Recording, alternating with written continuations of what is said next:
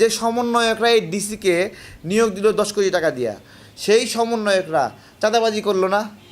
ওই এলাকায় গিয়ে চাঁদাবাজ জন্ম দিল না? ওই ডিসি চাঁদাবাজি করবে না?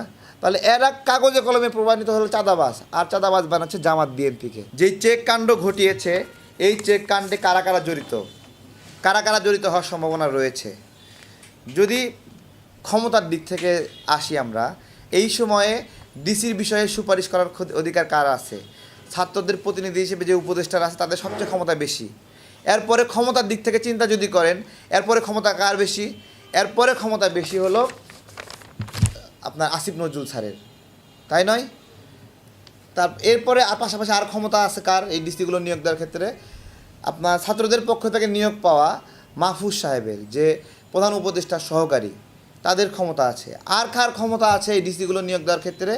সার্জিস আলম, হাসনাত আব্দুল্লাহদের ক্ষমতা রয়েছে। তাহলে এই ক্ষমতাদের ব্যক্তিদের কাণ্ডই হলো এই চেক কাণ্ড কিনা আমি জিজ্ঞাসা করছি, তাই না? এবং এটা তো ছোট্ট একটা ঘটনা, একটা বের হয়েছে। আপনারা কি মনে করেন এই ধরনের লেনদেন কোনো পাগলেও চেকে লেনদেন করবে? হ্যাঁ, চেকে লেনদেন করবে এগুলো? একটা ভুল হয়েছে, ধরা খাইছে একটা চেকেই। তো এই চেকের মতো করে আরও কত ক্যাশ টাকা লেনদেন হয়েছে তার কোনো ঠিক আছে? সপ্তাহখানেক আগে আপনাদেরকে আমি বলেছিলাম যে ডিসি নিয়োগে, সচিব আমলা নিয়োগে হাজার হাজার কোটি টাকা লেনদেন হচ্ছে। আজকে আংশিক প্রমাণ আপনারা পাইলেন যে আমি বলেছিলাম যে ডাকসু অফিস থেকে এখানে সমন্বয়করা বসে আছে, তারা টাকা লেনদেন করছে।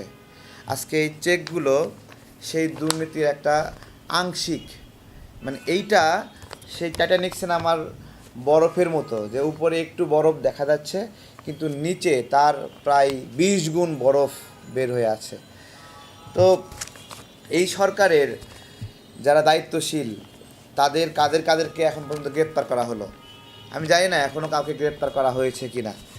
আর দেখেন এই সময়ে কত ওএসডি হওয়া নাগরিকরা আছে, যে ওএসডি হওয়া নাগরিকরা প্রত্যাশা করে যে তারা ভিসি হবে, ডিসি হবে, সচিব হবে, আমলা হবে।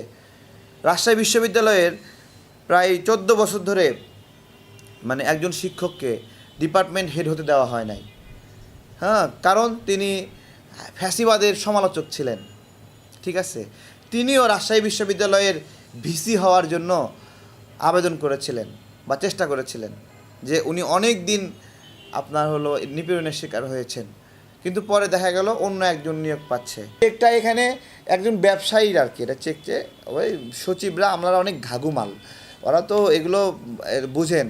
আর এগুলো ডিলগুলো হয় এইভাবে যে তোমার জেলায় আমি ডিসি হিসেবে নিয়োগ নিব, তুমি আমাকে ইনভেস্ট করো, ঠিক আছে, তোমাকে 6 মাসে দ্বিগুণ দিব, এরকমভাবে নিয়োগ হয়। এবং এই চেকটাও সেম একই হয়েছে, যে 3 কোটি টাকা দিয়ে বা 10 কোটি টাকা দিয়ে একটা ডিসি নিয়োগ পাচ্ছে, ও কি ওই জেলায় গিয়ে সেবা দেবে নাকি চাঁদাবাজি শুরু করবে বলেন? তাহলে যে সমন্বয়করা এই ডিসিকে নিয়োগ দিল 10 কোটি টাকা দিয়া, সেই সমন্বয়করা চাঁদাবাজি করলো না? ওই এলাকায় গিয়ে চাঁদাবাজ জন্ম দিল না? ওই ডিসি চাঁদাবাজি করবে না? তাহলে এরা কাগজে কলমে প্রমাণিত হলো চাঁদাবাজ, আর চাঁদাবাজ বানাচ্ছে জামাত বিএনপিকে, তাই না? এগুলো কি বলবো, ডাকসুতে বসে বসে চাঁদাবাজি চলতেছে। আসতেছে একজন ভিকটিম আসতেছে, টাকার বিনিময়ে ফোন দেওয়াচ্ছে, সমস্যার সমাধান হয়ে যাচ্ছে। দরবেশ বাবারা বসে আছে, হ্যাঁ, যে কুলকুল বলতেছে আর হয়ে যাচ্ছে সব, বুঝতে পারছেন?